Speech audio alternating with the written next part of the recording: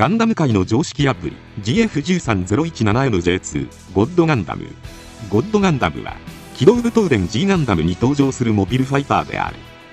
第13回ガンダムファイトの後半で投入されたネオジャパン代表モビルファイターで、シャイニングガンダムに次ぐ主人公ドモンカッシュの登場機である。ちなみに他のガンダム作品では型式番号が各々の機体に与えられているが、ゴッドガンダムの場合はガンダムファイトへの登録番号である。この番号は GF13017MJ2 となっており、これが意味するところは第13回ガンダムファイトの機体であり、前回の大会で最終戦績が17位であること、ネオジャパンの機体であること、今大会でネオジャパンで2番目の機体であることを指しています。ゴッドガンダムはコロニー国家間の覇権をかけて行われるガンダムファイトの予選であるサバイバル11を11ヶ月戦い抜き、満身創痍となったシャイニングガンダムの後継機として開発された最新鋭モビルファイターです。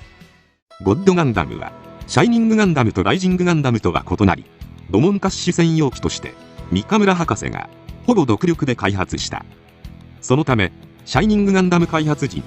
ドモンの父親であるライゾウカッシュ博士にスーパーモードの欠点を指摘されたことがあったが、その意見を受け止めてゴッドガンダムでは改善されている。開発の際にシャイニングガンダムからのデータをフィードバックされ、その性能はノーマルモードの時点でシャイニングガンダムのスーパーモードを凌駕している。さらにガンダムファイターのドモンカッシュがディアナ高地での修行で体得した明鏡止水の境地によってスーパーモードを任意で使用可能となり、シャイニングガンダムの機体性能を凌駕したことから、ゴッドガンダムではより強力なハイパーモードへと移行が可能になっている。ハイパーモードとは、前区はシャイニングガンダムのスーパーモードとなるが、当初は怒りを引き金に起動していたのに対し、ハイパーモードではより洗練された機構となっている。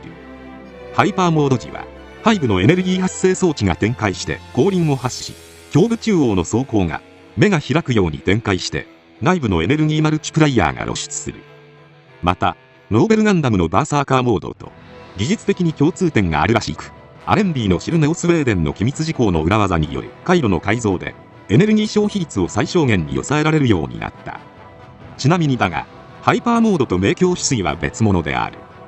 明鏡止水は登場者であるドモンカッシュが真の明鏡止水の境地に達することで発現し、機体が黄金色に輝く。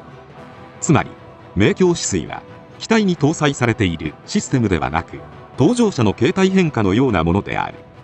なお、機動武闘伝 G ガンダムは1994年から1995年にかけて放映されたが、その前年である1993年に当時金色に輝くことで有名だった作品は、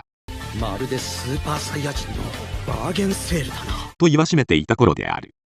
ゴッドガンダムの武装だが、通常武装はゴッドスラッシュ、バルカン砲、マシンキャノンと3つしかない。ガンダムシリーズの中でも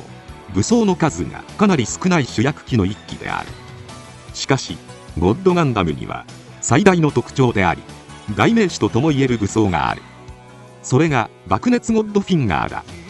爆熱ゴッドフィンガーはハイパーモード中にのみ使用可能となるという制約はあるが、シャイニングフィンガーの発展系となっている。シャイニングフィンガーが持っていたパワーに高熱による破壊力が付加される。背面ジェネレーターで増幅されたエネルギーを手のひらに集め、一気に放出する。敵機に直接高熱で装甲を融解させ、火球を打ち出すバリエーションも可能なので、極端に白兵戦に特化した機体だが、破壊力が抜群の遠距離攻撃が可能である。シャイニングフィンガーと同じく指関節が外れ、関節から液体金属でマニピュレーターを覆う構造であるが、ゴッドフィンガーでは改良され、液体金属の吹き出し口を螺旋状にすることでドリル効果を与え、威力を向上させる。さらに前腕カバーゴッドプロテクターが手の甲を覆うように展開し、エネルギーロスを最小限にして確実に攻撃対象を破壊する。そして手応えを感じた際にドモンのヒートエンドの掛け声とともに敵機を爆破する。ネオ香港本戦では決勝参加条の一つ、コックピットへの直接攻撃も認められるに伴い、以前のような敵機の頭部に限定した使用をしておらず、2本の爪付き鉄鋼であることを生かして敵機のコックピットに近い腹部を抜き手のごとく突き刺し、持ち上げてから破壊していた。放つ前のセリフは、俺のこの手が真っ赤に燃える、勝利をつかめと轟き叫ぶであり、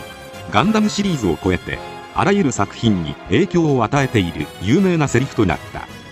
ちなみにだが、ゴッドフィンガーを放つ時の爆熱の部分は通常よりも長く叫ぶが、これは通常の叫びではアニメの画面の尺に比べてセリフが足りないため、土門役の関智一氏が長く叫ぶことで調節していた。この試みが功を奏し、台本にも爆熱と描かれるようになったという逸話がある。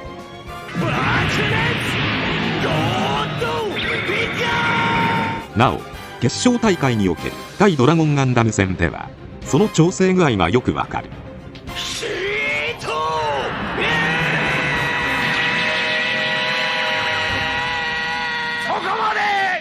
ゴッドガンダムでは装備されている武装以外にも分身ができたり、体全身をエネルギーの塊にできたり、竜巻を発生できたりと多く攻撃手段が存在する。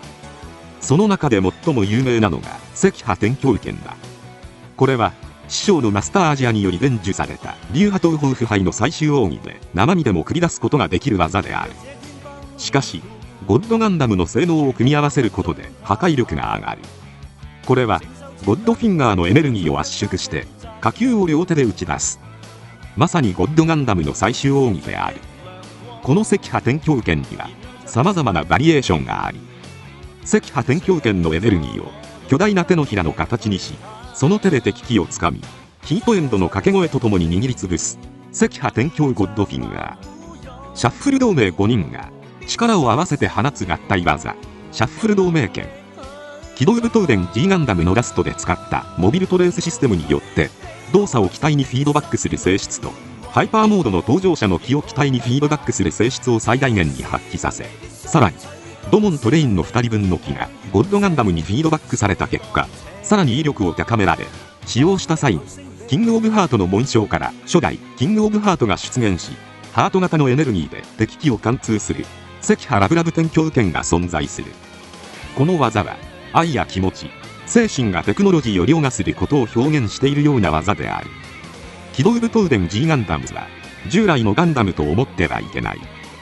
どこぞのスーパーサイヤ人が放ちそうな技を見るくらいでちょうどいいのだ。1994年、機動武闘伝 G ガンダムの放映以前は宇宙世紀という世界観の中でのガンダム作品が描かれていたが、新たに切り口を変えたガンダムとして誕生したのがこの G ガンダムでした。放送直後から今に至るまで機動武闘伝 G ガンダムへの評判は非常に賛否両論ですが、結果としては G ガンダムの前作にあたる機動戦士ビクトリーガンダムで商品の売上不振に悩んでいた中、機動武闘伝 G ガンダムによって新たなガンダムファンを獲得し、アナザーガンダムと呼ばれるガンダム作品の誕生へ貢献した作品となりました。大河原邦義も G ガンダムがあったからウィングガンダム以降の多様な作品が生まれたと大きく評価しています。余談として英語圏ではゴッドすなわち神の名が宗教的にタブーに触れるという理由からバーニングガンダムと呼称されているのだが、機動武闘伝 G ガンダムの G とは格闘するガンダムという意味を持つグラップルガンダム、またはガンダムファイト優勝者に贈られる称号であるガンダムザガンダムという意味も持っているため、主役機がバーニングガンダムとなっても特に問題はない。また機動武闘伝 G ガンダムの監督は今川康弘氏が務めており、今川演出と呼ばれる仰々しいと思えるほどド派手な演出が散見される作品に仕上がりましたが、中でもデビルガンダム最終決戦である48話と49話では作品の枠を超えた機体が登場するというすごい内容になっている。